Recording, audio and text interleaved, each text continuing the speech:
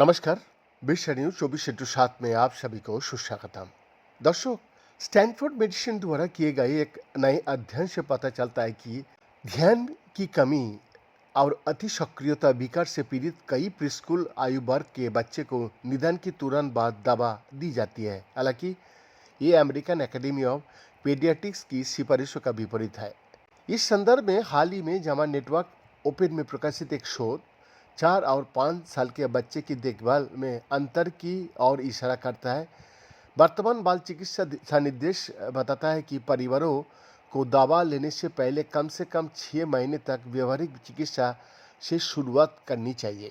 इसके बावजूद अमेरिका की 8 बाल चिकित्सा स्वास्थ्य प्रणालियों में लगभग 10,000 बच्चे का मेडिकल रिकॉर्ड की समीक्षा से पता चला कि 40% से ज़्यादा बच्चे को निदान का 1 महीना का भीतर ही उत्तेजक दवाएं दी गई।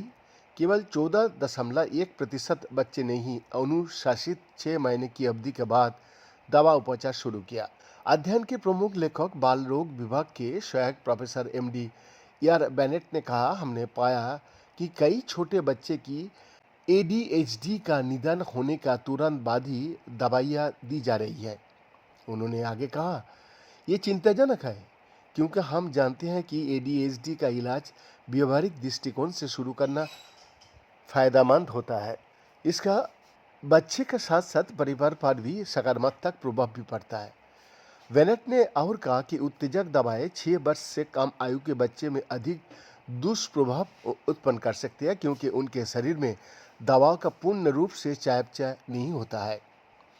उन्होंने आगे कहा, हमें 4 और 5 साल के बच्चों के लिए दवाओं की विषाक्तता का चिंता नहीं है, लेकिन हम ये विषय में जानते हैं कि इलाज के असफल होने की संभावना ज़्यादा होता है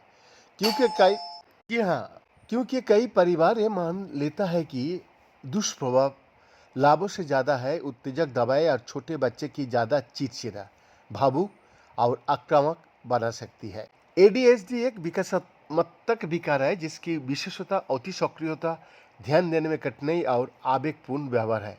वेनेट ने कहा, इसका जल्द पता लगाना जरूरी होता है क्योंकि हम जानते हैं कि इन बच्चों में शैक्षणिक समस्याओं का खतरा ज़्यादा होता है और वो स्कूल पूरा नहीं कर पाते। एडीएचडी की जल्द पहचान और प्रभावी इलाज बच्चे के शैक्षणिक प्रदर्शन को बेहतर बनाया जा सकता है। बीएन का एक्सक्लूसिव रिपोर्ट, विश्व न्यूज 24/7।